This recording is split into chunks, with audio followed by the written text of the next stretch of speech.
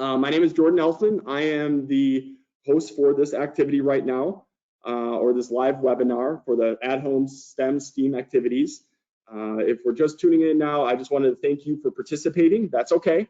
I know I was kind of giving a little bit of background, but what I was really trying to do is dive right into the different components that I use whenever I'm using STEM or STEAM activities. So the very first component that I use is the engineer design cycle, also known as the EDC. And I referenced these two posters that I kind of put down here, which is okay. The very first poster is usually for elementary. It walks through the different steps and the challenges. A lot of times it's often seen as linear, but that's not the case. It actually is a step where you can go 2 steps into it and then 1 step back, and that's okay. It's all part of the learning process. The other poster that I showed was more for middle school and high school, and that's the more advanced version. So that's really what we're trying to achieve here, is you get the elementary students introduced to the concept of getting used to the step-by-step process. And then as they get more involved, they'll see ways to be able to improve that process and be able to go back and forth. But the middle school and high schools are really getting an in-depth version of the engineer design cycle, all the different components that are really going into the details, as far as like starting your plan, researching your plan, how do you modify your plan? If those plans don't work, what are the next steps that you would do or take to improve your plan? So those are the first things that I usually start off with, the very first concept. The second concept is I have some kind of problem that they're going to solve. And this is relevant because it has to have meaning, right? So if it's in the community, if it's in the school, if it's at home, maybe you have a project or something issue, involve your students or your children in those problems, because you might be surprised what kind of outcome you have from this. So again, it starts with the engineer design cycle and they solve a problem. That's the second phase. The third phase is that I always have rules and limitations on whatever I do. And the reason being is because I really want to structure a lesson or an activity and get a real focus on some outcomes that are measurable. Okay, so the rules and challenges, the rules for the challenges and the scenarios are really important and key, but I'm going to give you some like guidelines that you can use to either modify my own activities for yourself, just so that you're just aware of some different challenges, because I know there's modifications you're going to need to do, whether there's for special educational needs or some modifications for adaptation to kinesthetic use, things of that nature. Supplies that maybe you do or do not have. I mean, that's a limitation right there as well. So I definitely will give you some guidelines to be able to modify whatever I do here. As you can see, I have an array of supplies here that are readily at home or at school. So the last thing I do is I assign groups or teams. And this could be anywhere from 2 all the way to maybe 5. I wouldn't get probably more than that, only because when you get more than 5, you start to see some of the activity and the work being done by like maybe 3 or 4 of the individuals, and there's sometimes like a loose wheel almost. I feel like they're almost left out, right? So you definitely don't want that the case, but there are circumstances where you can go a little bit larger. Most optimal for me whenever I'm doing activities is probably 2 to 3. But I've seen situations where 4 or 5 can work very effectively. And now I'm going to give you strategies to be able to use those. So those are the 4 different components. The engineer design cycle, also known as EDC. It's the problem that we're going to solve. There's the rules and limitations. And then we also have our last component, which is assigning in groups and teams.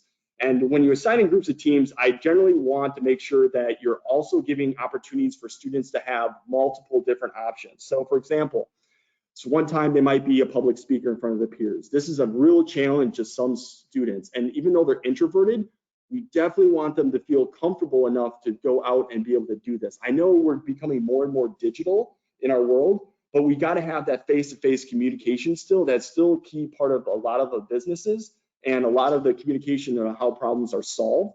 So you need to build those skills with them. And sometimes I'll have a one-on-one session with them. Sometimes it's feasible, sometimes it's not. But if I notice a student is struggling, I'll try to schedule a little bit and I'll try to work through them, or maybe even strategies at home that they can use to kind of help build their confidence a little bit. You always want to start with a positive and try to make sure to use some constructive criticism to be able to help boost their need. And so I would just start off with, hey, that was a great first run. I know I can see you seem like you might have struggled a little bit, but that's normal. That is typically okay.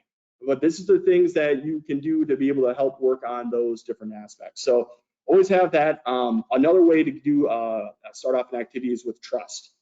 I tried this before, and it's a great activity. So generally speaking, I would get like a group of 2 students. If you're at home, you can do this as well. But what I would do is I would take these 2 students outside. And I would say, you have to communicate to one student that is going to be blindfolded and walk them through a maze in your classroom or at home. And so when they leave the classroom, I'd give them the instructions, what they're going to be doing. I would set up the class, and then I would have the students slowly walk. And now, mind you, this is a safety thing, so you definitely want to be there right by the side and help them. But it gives the students firsthand experience of how people will communicate with each other, vocabulary use, the terminologies, things of that nature. It really puts students in this process of you really have to make sure to effectively communicate whenever you're working through some problems, because there might be things that people miss versus like their eyesight examples. So that's a really good trust activity that you can use as an introduction to something that, to some skills or some of the STEM activities that we're going to do. One of the very first challenges or activities that I'm going to do today with you is called the airplane challenge. Now, the reason why I like to use the airplane challenge is because it's universal. You can use paper, you can use newspaper, you can use cardboard. All these materials are at home and readily accessible. And on top of that, students love airplanes, right? Like if you're throwing airplanes, I mean, it's a fun activity. They don't think they're really learning. But what we can do with the airplane activity is start to guide them into different limitations and rules, so then you can actually have measurable outcomes. And that's what we're really trying to gear towards. So if you haven't done the airplane before, I'm going to show you really quick, easy way to be able to create one. Generally speaking, most students can. If they can't, that's fine. Let's show you why. So the first thing is you take your sheet of paper, and I drew that line, you fold right into the middle, and you do more of a hot dog. You reopen, and then basically all you've done is created your center lines to be able to make your folds. So then you would fold in over your corners, then you would fold in once again. And then all you have to do now, this is the generic step of creating a generic airplane. So there's 2 steps. You can either fold it back, and then you have your airplane ready to go, just like that. Okay, so that's one version. If you didn't want to fold it backwards, you can fold it frontwards to create a triangle.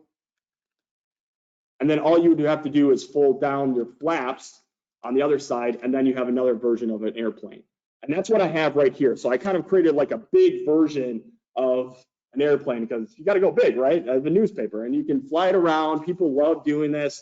I created a cardboard one out of a Velveeta cardboard box. This is fun to just kind of throw around and have fun. So again, this is an easy way. So basically all you're trying to do is get students to build a simple airplane. And then what they're going to do is they're going to have a launch pad. And on that launch pad, they're going to get 3 trials. Okay, so build whatever you want. I would give them a limit of supply. So maybe I might give them 1 paper clip. I might give them 1 washer. I might give them maybe 6 inches of tape. And as I say, using the supplies in front of you, you're going to create an airplane. I'll probably just leave it generic as airplane, just because I don't want them to assume that you can use paper. And then based on that, you're going to see if you can create the airplane that can travel the farthest and the straightest. And that's the only set of rules I give them. All right. And the reason why we keep it open-ended is because they're thinking that they're going to create an airplane. 9 times out of 10, or most students are going to create a simple airplane like you see here.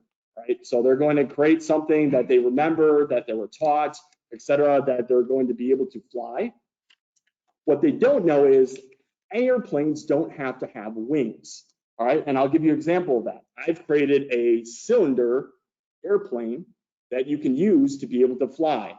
And I'm not going to teach you necessarily how to do this. If we have more time at the end and you really want to know, I can teach you. But essentially, you hold it at the very back, you throw it, and then it can fly. And it can kind of glide down and you get better over time with using that. And I just kind of piss poor throw, but that's okay. But then the reason why we say that too is because students are creating an airplane. Airplanes are anything. They can take all your supplies, they can crumple it up, and then they can throw it. That's an airplane. Okay, so it flew a certain distance. It's not a great airplane, but that's an airplane. You're thinking outside of the box. The only rules you gave him was using the supplies in front of you, you need to create an airplane. So again, some students will keep on to that. They'll ask really specific questions. All you have to do is reiterate what the rules or limitations were. And this is a great way to get students to start to think about outside the box. And if no one's thought of that, I would do that. I would take all my heavy weight, put it in the middle, and crumple up the paper and just throw it, and just have probably the longest airplane. And then the students will say, oh, you cheated. What are you doing? You can't do that. And you'll reiterate, the rules said, build an airplane with all the supplies in front of you any way you want. You know, so that's a great way to get them to start to think about outside the box. And that sums up our first challenge for the airplane activity. So we're going to actually jump into our PowerPoint right now. I'm a big fan of doing hands-on activities. Normally I'm in front of a class or I'm in a workshop. I'm like doing like these hands-on activities with the teachers, but I'm going to actually just walk you through some of these activities, and I have some of the supplies with me to be able to emulate that. So the very first slide is talking about the traditional classroom. Now, the reason why I wanted to do this is because I wanted to get us out of this framework of it had to be a certain way. And we've kind of come a long way from that, right? The old classrooms traditionally were in the back row. I was one of the tallest, so I actually sat in the very back, and my eyesight was luckily okay that I could see everything, but there were some circumstances where some students struggled in those cases. Whereas nowadays, if you look at the modern classroom, they're more grouped, they're more centered, and there are more stages, or you might have a stage at the very back of your classroom. You're getting that collaboration, that communication, the creativity, all those critical thinking skills that they would need to be able to be effective learners for like the STEM activities or curriculum that maybe you want to implement or supplement with your own. So that's the modern classroom. Now, so let's jump into the actual activities that we're going to be doing today. So these are very, very common activities that you might have seen before.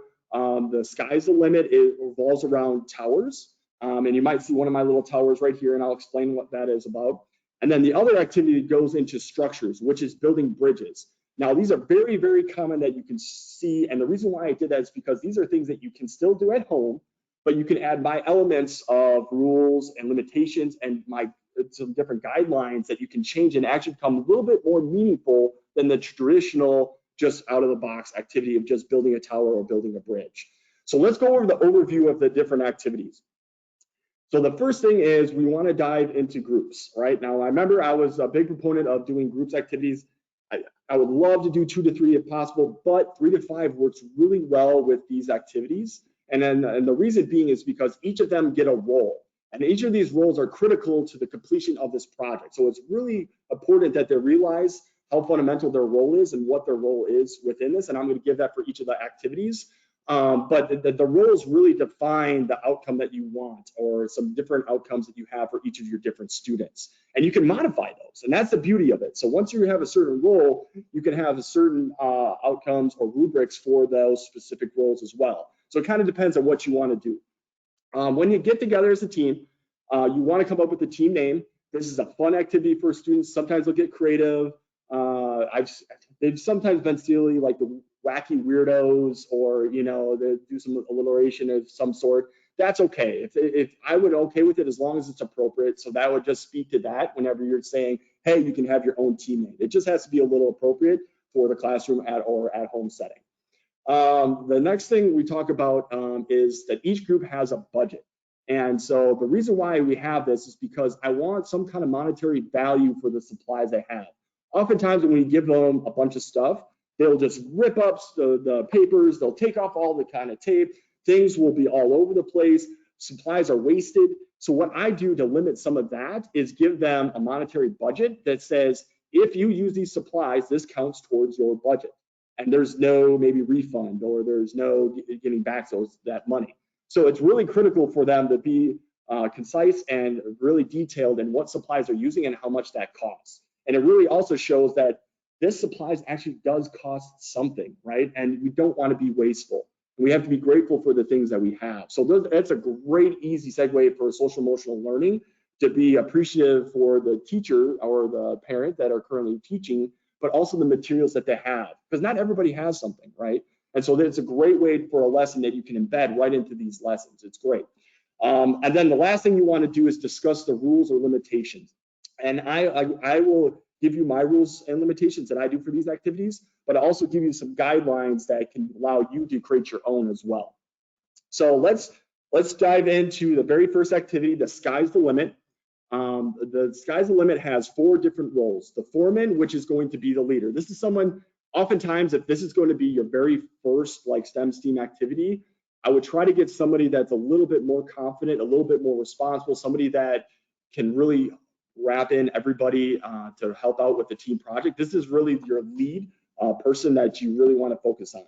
The second person or 2 people that you can have is the architect. So this is someone that loves creating blueprints, loves getting into the details, loves to really write out and plan everything really well. And even if they're not good at this, this would be a great skill learning session for them to be able to have or build those skills upon.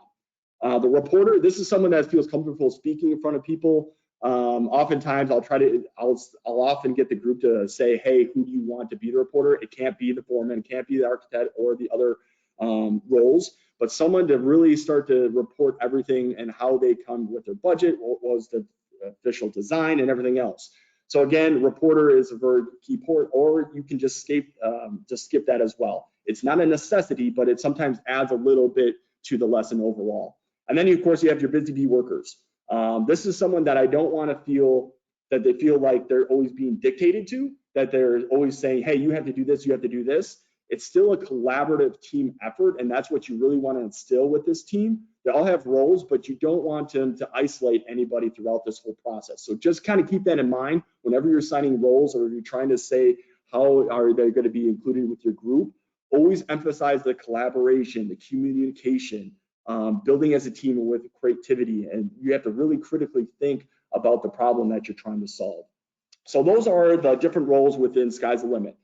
The challenge question that we're going to be doing is how tall can you build your tower? And that's the what, right? The what is how tall you can build your tower. The why we're doing this is something that you can build into afterwards. And that's where I say my components of having a scenario or a challenge. Usually those are the ways to be able to get into why we're doing this what or building this tower. So let's work down into the actual equipment and supplies for this tower. The first thing that I usually do is I usually have a set materials that they can use, and it's something that's easily accessible, something that's safe to use at home and in multiple different areas. A lot of schools have it, even at home. Straws are very common. If you don't have straws, that's okay. You can actually roll up paper into straws. That's an alternative, or you can use cardboard instead, or it's different sticks. Even if outside you're collecting sticks, you can still use those same components for this. It just has to make sure it's universal if you're using it for the full classroom or certain classes. Or you can say, hey, these set of supplies are going to be for these group of students. These set of supplies are going to be for this group of students or working at home. So you can work it however you want, but that's why I've come up with this array of different equipment that you have. Now the straws, I always say that, hey, you can cut them, you can bend them, you can manipulate them basically any way you want. And there's no limit to that. And the reason being is because you really want them to think outside the box. And I'm going to show you my design in a little bit of what I use instead of using tape to actually build up my tower. The tape on there, I try to be as specific as possible. You can't tape anything to the floor or ceiling. So when you're building this tower, you don't want them taping the structure. You want it freestanding. This is going to add the element of challenge of how do I really build my base so that as I'm building this huge tower, that is going to stay structurally sound. That it's not going to tip over or lean to the other side. So I really emphasize that. And then I also emphasize there's no rule on how you use your tape on your tower once it's purchased. Okay, because I don't want to say you have to use your tape a certain way or certain strips, because I want them to creatively think, how am I going to really hold 2 straws together? If they're cut down, or if they're together, if they're shorter, if they're bent, I'm going to have to really think about and utilize my tape effectively. So that's why I put those rules on there. And then pins. So obviously pins, they're a great tool to use. There's obviously a safety component. If you don't want using pins, that's okay, because it can be a safety issue. Paper clips, if you can use rubber bands, you can use twist ties. You can use a lot of different replacements for this to kind of, I just add it just because it's another easy component that's safe. I've used it with teachers before to be able to emphasize how you can use this activity, but that's essentially what I use for this activity is just straws, tape, and pins. So let's get into the extension of other supplies that we're using. So throughout my lesson, I also have scissors that they can use. I got a budget sheet that if you keep track of everything that they're going to be doing.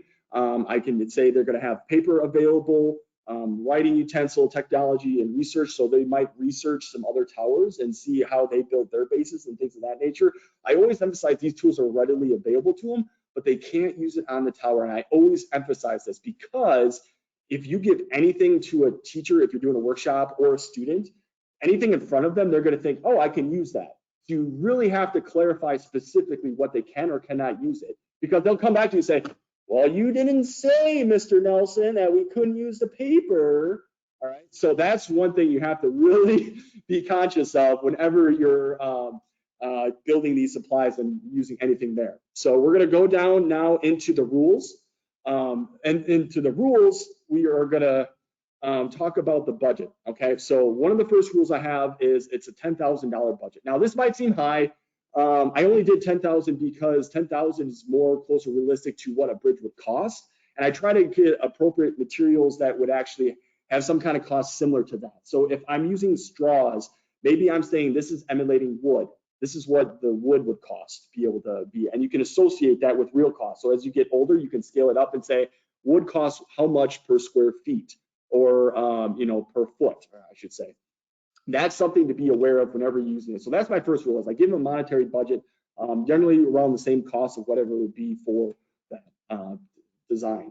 So the equipment supplies come in bundles and must be purchased as such. And the reason why I do this is because I want them to really plan. So I usually do straws and packages of 10. This is a really good way to get students to start thinking of bulk purchases too. So if you want a bulk purchase, the cost of 10 straws versus maybe 50 straws is definitely less, but you're going to save more money wise if you buy the bulk and you plan accordingly. Even so, maybe if you buy bulk, you might not use all the wood, but if you bought 10 bundle or 5 bundles of 10 to equal your 50, there's actually be more cost to that. So just something to think about. If I like to use bundles to kind of get them thinking about that too. It's the same great way to use at the grocery store, talking about buying bulk versus what you actually need. Sometimes it's a good savings, sometimes it's not. You have to really calculate that. So that's why I like using bundles. The other rule I put on this, no refunds, all sales are final. It's because I really want them to emphasize they have to plan very specifically in what they're doing. The last rule I do, tower must be freestanding and must use at least 6 straws for your base. The reason I'm doing that is because usually for younger students, they don't realize that they have to have a really, really wide base in order to build a big foundation. And it has to, so that's why sometimes I'll have a rule, and you can use a different rule if you would like to. Maybe you have to use a minimum of 3 straws or whatever else. But it's a great way to kind of grow or scale down for students that may or may not know what they might need to build a tower. So let's go into the rules continued. This is a really good other things that I've used in the past, rubber bands, flex pads. So when I'm using pins, oftentimes I'll put them in a rubber pad so they don't end up poking themselves, or I'll use a magnet to be able to make sure that try to use safety features in that sense. Sometimes those paper clip holders with a down magnet inside, those are great ways to hold pins too, if you wanted to use those. You must record and show estimated budget being used before purchasing equipment. And then also you must draw and show the blueprint of the design before purchasing the equipment. So these 2 things are key because you really want them to go through the end of your design cycle and really plan out what they think is going to happen. And then as they build it, does it really happen? Do they have to make adjustments? This is a really good way for students to really plan out a structure. And that's similar to what an architect would do or an engineer would do, is they would have this blueprint or design saying, this is what I think is going to happen. But there's a lot of usually complications that happen along the way, and they have to make adjustments. And that's part of real life. So it's creating this real life scenario for them to have everything beforehand before they actually build their structure. And then the last thing is the judges will measure the final design. This could be the teacher, this could be the parent. Oftentimes I would be the one to do that. I use a stick, a measuring stick for that, or measuring tape. And make sure to have a ladder ready, a step stool. Maybe even for your students when they're designing. This is something that often is forgotten, is that these students will start building up. Or the trick is, maybe what you do is saying you don't have access to a ladder or step stool. How are you going to keep building your structure up without that? And those added complications. But then for yourself, when you're judging, make sure to have that so then it's a little bit easier for you at the very end. So questions to consider. How are you going to design your base? How much money are you going to spend on straws, pins, and tapes? These are all things that you want to make sure to emphasize with students. And then also, how can you estimate how tall your structure will be before construction? You're really getting students to really think about their design process. And these are things that I'm going to share with you at the very end. So don't feel like you have to rush and write all these down. Again, if you have any questions along the way, make sure to put in the question tabs and I'll answer them at the very end.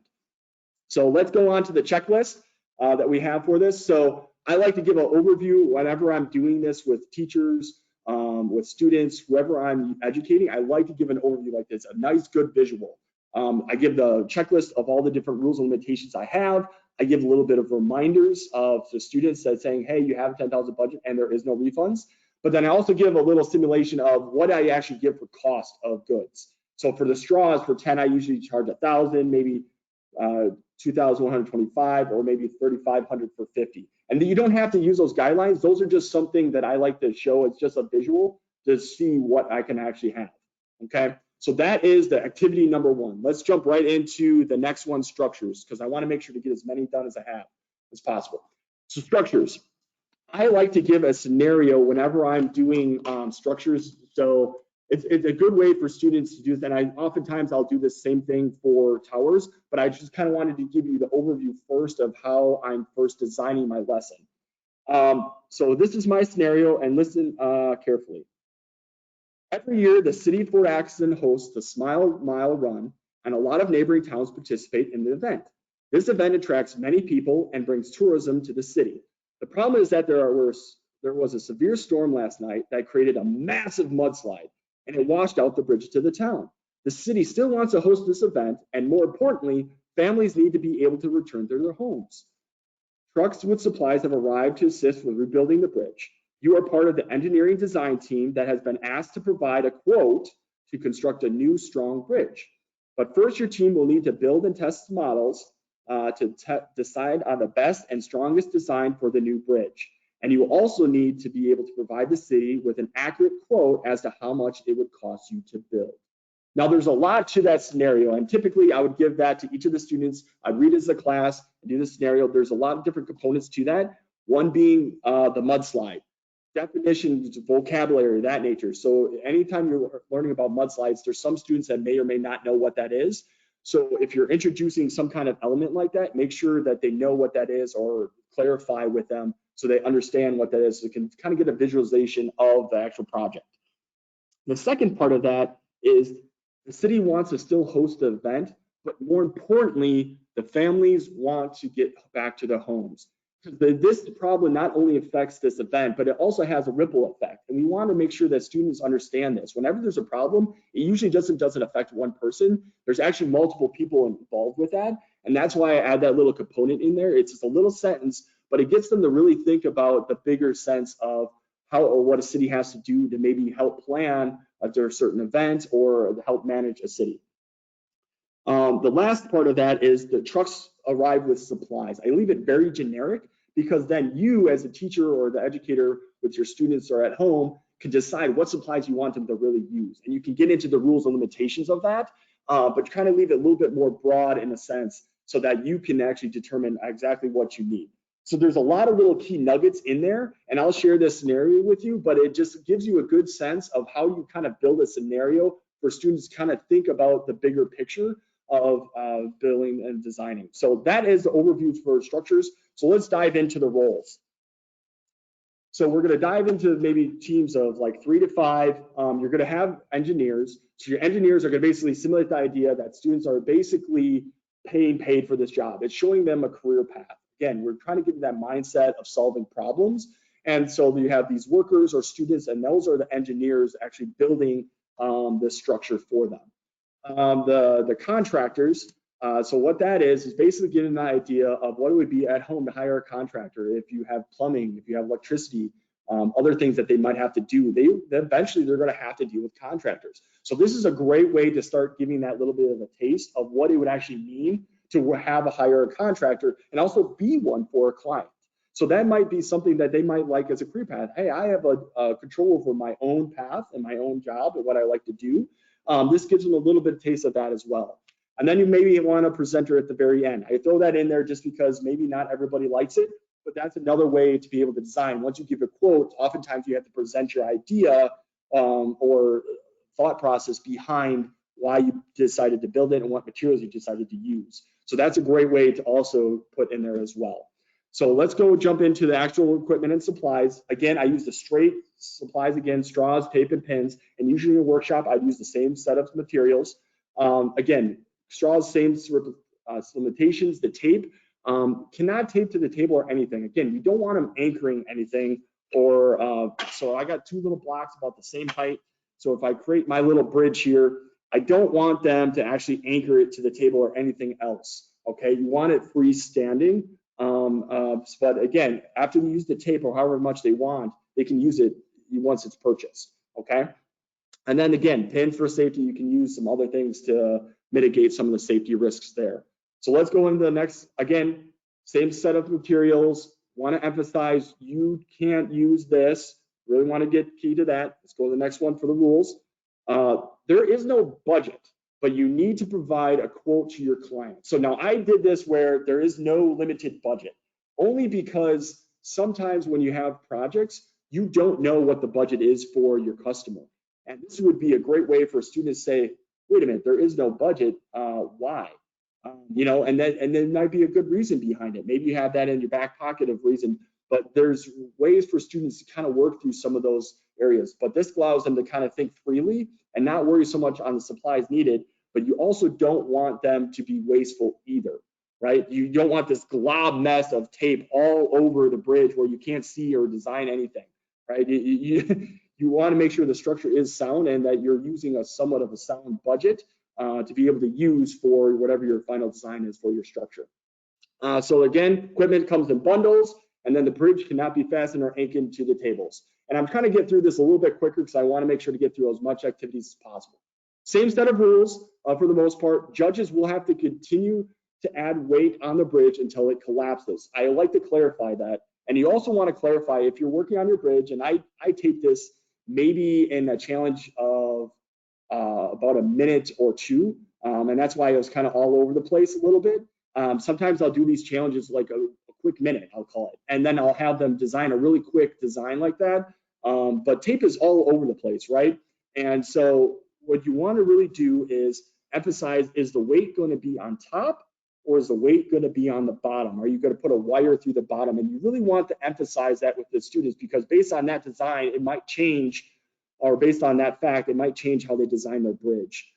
That's something to keep in mind whenever you're doing that. So the judge, I always clarify how the judge is going to add weight, what kind of weights. Is there a max weight that you want to put on there? Because if you put a max weight on there and they have unlimited budget, they have to know that they have to carry at least this load, but then they could get a little bit more intricate on the design, a little more aesthetic looking. Is it more appealing to the public? The Golden Gate State Bridge, I mean, is a beautiful design, but again, did they have to design it that way, or could they design it a little bit differently? Those are the kind of questions that you want to really start wrapping their heads around, the reasons why we do something. Sometimes somebody will pay a little bit more to make it look a little bit better, or because it looks a little better. Same thing with like fencing and other different materials. So it really gets them to kind of capture that. So that sometimes I use a max weight for that. And then I also say the bridge must be span a certain distance, and you can change this, design it however you want, depending on the supplies that you have as well. So those are the rules for that scenario. The questions to consider. So I put this little paper up because it has vocabulary on it. You got to be careful about what you're trying to have the outcome to be. Is it focusing on the vocabulary? Is it focusing on the mathematics of the bridges, on the geometric shapes and the designs of that? Is it focused on the force, the push and pull, the tension and compression of the bridge? You really want to focus on that. So if it's not focused on the vocabulary, maybe you don't get into the details as much, but you definitely want to mention the different styles so they're at least aware of it. So that's something you got to be aware of whenever you're doing these design challenges. So what can your design, what is it trying to do? How much money are you going to spend on these materials? Because that might have the influencing factor on your outcome. And then how do you strengthen your bridge? So something to just really consider when you're trying to build these structures. Okay. Then of course I have my checklist. Again, no anchoring, the blueprint, the record sheet, everything that you need with the rules and limitations you can change. You have your reminders, and then I have my cost of supplies again. Again, a nice little visual for them to be able to see. I might create a little worksheet for them on that, but I like you to kind of see that too as well. All right, so let's go into the different. I remember this one. So this is just some different jobs and applications that you can attest to that evolve around structures, or if you're trying to build bridges.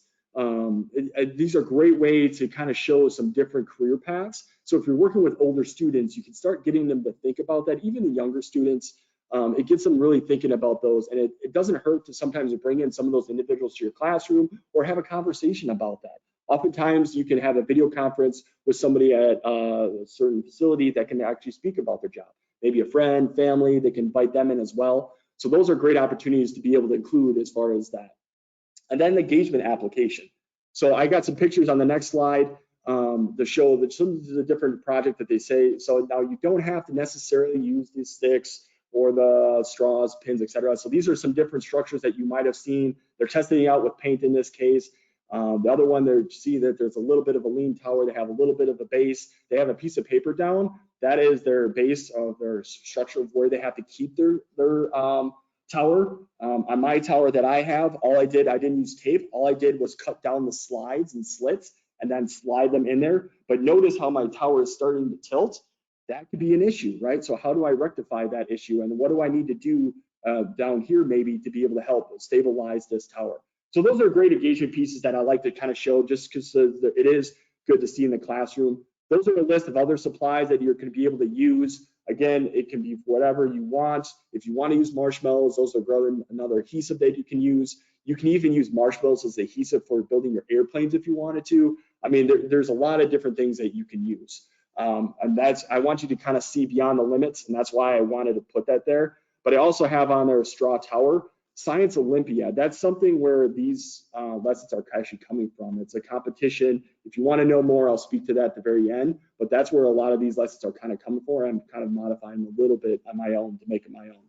So let's go on to the next challenge here, trouble at the museum. So this has more of an art component. So I like to always, I don't want to forget the arts. I love the arts. I think it's a very vital part to make it more of a well-rounded student. So I always try to incorporate it because it's my passion, but you have to also know what's your passion and try to include it in these challenges and scenarios as well, and then as well as your students. So that's something to keep in mind whenever you're trying to build these out. So trouble at the museum is saying that the Milwaukee Public Museum, also known as the MPM, is very excited to announce that will be opening a new exhibit featuring large floor sculptures. The problem is that it is opening day and they still need one more piece of art to finish their collection.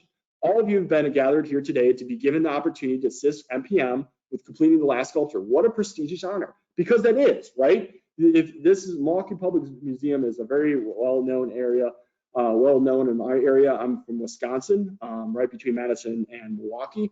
But these are great ways to kind of pick out local hotspots. So try to include some museums, other different places, a park, other different areas to kind of create your scenarios as well. Make it more realistic for them. And then maybe this might entice them to get more involved with that. So that's the background activity, background of the scenario challenge. So to complete this task, you'll need to split into groups 4 or 5. And then the following rules and guidelines will be as follows. So let's dive right into those. The first one is you have a complete this sculpture. It cannot exceed $200. So now you have a limit on there. It's a little bit smaller, but that's okay. You can modify this again if you want to. Your sculpture base has to remain on the specified platform taped to the floor. So oftentimes I will have on a concrete place, maybe on a gym floor, wherever, I will have a large area kind of spaced out. Or if you want, you can use construction paper or paper to kind of have that as your base as well. It kind of depends on what you want to do. And these next set of rules will kind of give you an idea of what you want to do as far as space. You can only use the materials available to you at the Nasco store. I always say, hey, these are the materials for you. Again, like the airplane challenge, these are the materials in front of you they can use. I'm giving the same kind of rule for them that you can only use these. If you use something else, you're going to be disqualified. All right, so let's go into the next set of rules. The sculpture must be at least 4 feet tall. Now, this is kind of unique that it's kind of bigger than most models that they've ever built before. Oftentimes for this, I'll use balloons, or I'll use large cardboard pieces, recycled goods, to kind of build up this sculpture. And that's the beauty of that. Recycled goods are readily at home, right? Any kind of a milk jug gallons. If you're buying any toys or big toys for like a niece or nephew or children, those leftover boxes are great to use from Amazon. Just collect those over the time, and then you can start building these different challenges for that. The thing that it has to do is it has to be freestanding, no support whatsoever. Again, you don't want them taping it to the floor, you don't want them cheating. It has to be a freestand structure, because then it starts to get them to really think and design around the challenges of what happens if. And then name and title of your structure. So typically with this, I have fun with it. I've done this with art teachers before, math teachers, science teachers. They have a lot of fun. So one of them build a rocket. They love that. One of them build a cartoon character. So it just kind of depends on what you have very available to you, but remember to have fun with this. And then the team has 1 hour to complete the sculpture. So this is something new. I've added a time element. This is what you can do to add either decrease the difficulty or increase the pressure, if you will, of actually completing the task on time. So in a competition setting, you might have multiple teams going. Everybody has an hour to build it. You have set materials, go, right? And you'll see people scrambling, right? You'll see people trying to get supplies as much as can and start building up. You'll see some frustration behind it. But the best thing is, after that's all said and done, you can start talking about those challenges, why it happened the way it did, ways you can improve it for the next time. But that time element is a really good way to actually increase the pressure and to really have them hone in and focus on the activity. And I often do that with the towers and the structures as well, especially with teachers. I'll give them like maybe 20 minutes, half hour, and say, hey, go and see what you can do in that time period. It's also a good team building exercise to get people to start collaborating and talking to each other. It's a little bit of fun. You can emulate whatever you want. So that is the rules. Talking about the guidelines. So each sculpture will be reviewed by MPM's, the Milwaukee Public Museum's Board of Directors. So typically this will be a parent if you're at home. This will be a teacher at school. This could be your PTO. If you want to involve other parents, absolutely bring them in. Make them feel still a part of the educational learning, especially if it is at distance or at home learning. This is a great way for them to kind of see it, and then they have a different viewpoints of what they think is aesthetically appealing to them, or what they think is very creative, right? So it's a great way to have a non-biased opinion on there. And then the winning sculpture, I always put this out, is that will be chosen based on creativity, budget, and the following rules provided. I always want to make sure to specify how I'm going to grade them, or how I'm going to choose a winner, or what are the guidelines for that from whoever is going to be judging that. And again, these are guidelines for it. You can change or modify however you want. Things to consider: cost of materials. So again, it's only a $200 budget, so you make sure you want to cost things appropriately. Sometimes what I'll do is I'll do a preliminary challenge with myself. I'll say, okay, if I give them 10 balloons, or available for balloons, available for straws, maybe string, tape, popsicle sticks, whatever, I'll try to associate a cost for each.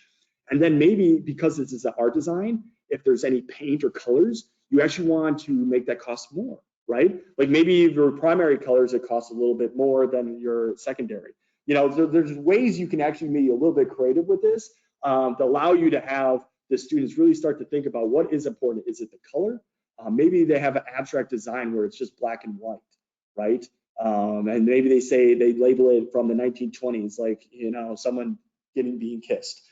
So there's just a lot of cool things that you can do with this, and there's a lot of creative ideas.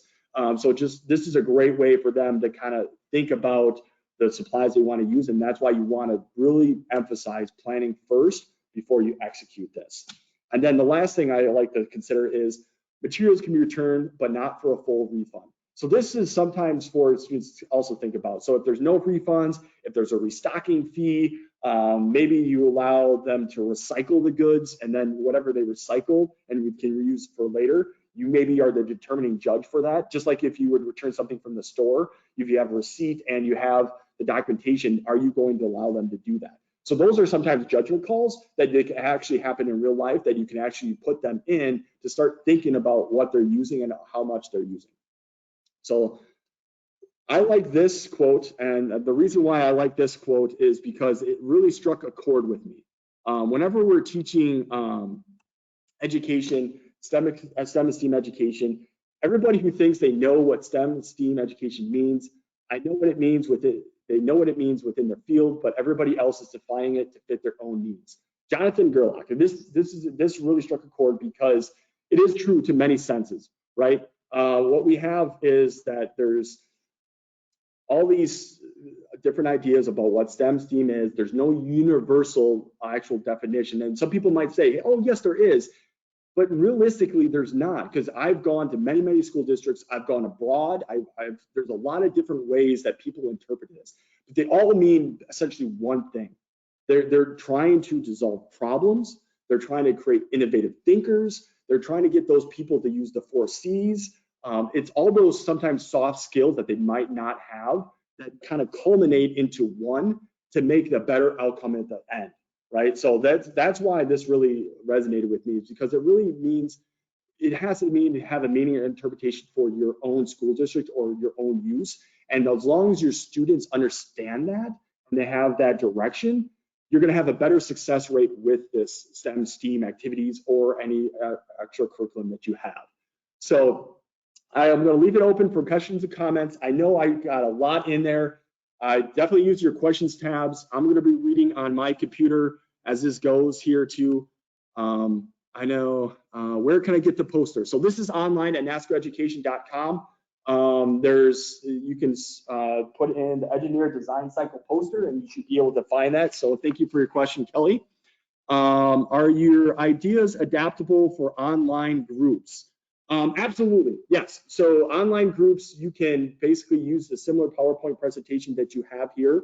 And then you can modify it based on saying, hey, I have certain supplies at home, at my house. What do you have at your house? Is there a way for us to be able to come up with some prototypes ourselves? And as a group, can we collectively say, what is our best prototype that we feel moving forward and why? So this is a great way to be able to modify what we have here and then make it applicable at home as well. Jason, where can I get these activities? Definitely, you can get these activities at Nasco Educate. It's a resource tool that we're going to be following up with you on this. So we're going to have a survey after this. Make sure to follow up with that. You could be able to get free lessons there. But this, again, this came from our Science Olympiad kits that we actually have here. So if you're interested in that, that's on our website. I have modifications there. Are they free? Yes, right now they are currently free. Nasco Educate is a free resource for you with plenty of different lesson plans. Make sure to sign up or request an account. You can certainly do that. Lynn's question, she says, pipe cleaners work well. Absolutely, yes. Pipe cleaners, I have plenty of those that I use for all my projects as well. They're great to be able to use, multicolored, sometimes jumbo sizes, very good. Thank you for that comment. Lori, is this pandemic, how can the bridge, tower, and museum project be adapted for distance learning or social distance learning for younger grade? That's a great question. So working with younger students, you really want to scale down what you're trying to achieve, right? So especially at home, oftentimes they don't have access to the digital content. So if you are going to do this, I usually pre-record something at home or something that I can give to our students to be able to at least watch. And then I would do it in phases. So stage one would be, this is the challenge that we're going to do. We're going to be engineers. During this challenge, what you're going to need to do for that very first day is collect as many recycled goods as you can. It could be cardboard, it could be whatever you want to list as that. And then after they come back the next day and they have all their supplies, the next phase is, okay, now we have our supplies. With that given supplies, you're going to have to recreate a bridge or a tower or whatever else that you want to design. But then you want to start having some structure for them to be able to have. So either worksheets that maybe be able to print off, maybe digitally that they can actually download, or the parents might be able to help out. If sometimes you can drop off packages of worksheets to your students. My wife is a teacher and she's done that before as well, to be able to help assist with some of these engineer design cycle processes, especially working with the younger students. But you can also scale up as well. So that's something that you can do, but I would take it as a step-by-step project that you do over the course of time. You don't want to rush us in any way, shape, or form. You want to be able to do this. So this tower might be a week or 2-week project, depending on how in depth you want to get. How can we modify these activities for preschool age students? I kind of got a little bit for that. So with preschool, you want to start with the very basics, right? So can you build just a tower based on this to hold a certain weight? And this is your weight that you're going to be able to do it. And you use whatever materials you have.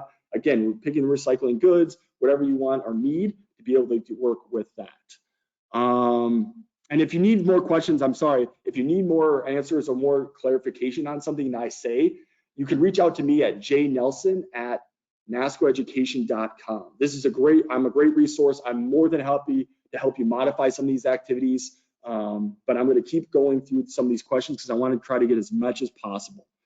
April, I was able to hear after the first 5 minutes and he started what I missed. Can I still get the presentation later? Absolutely. So I apologize for the hiccup in the very beginning. This is going to be recorded. We wanted to do live so you can ask some questions and then we'd be able to help you out, but there will be a recorded version, send it out to everybody that signed up for the webinar and that are participating today. And I also want to mention there will be a survey following up this. We love your feedback. If you love what you see here, or if you want me to maybe mention some different alternatives that we can do here, I'm more than happy to do that for you.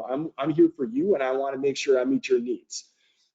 Going to Emanuela, I will get a certificate for this webinar. Yes, there will be a certificate signed up for participation. I'll be able to review the metrics to see who all participated for this because we do want to make sure you're part of the live feature. If you're not part of the live, unfortunately, we don't have that certification for you. What are the 4 steps to follow again? So the 4 steps, perfect question. So the 4 steps, and this is one of the very first step is the engineer design cycle, right? We want to first get that ingrained into our students because we want them to start thinking about the step-by-step process. We naturally do this every time we solve a problem. We're adults. We've been trained, but this is not something that just everybody's accustomed to, especially early on. So you really want to start emphasizing the engineer design cycle and what does that mean to think about? How do I go about solving a problem? What are the strategies that I need to do to start thinking about to be able to accomplish that task? The second thing is I set up a scenario or challenge. The scenario or challenge is going to give a focus on the what and the why of why we're accomplishing the problem. The third thing is the rules and limitations. This really kind of, again, hones in on how we can have measurable outcomes for our students. And I gave you plenty of guidelines to be able to modify or change however you want to do, but that also helps out with it.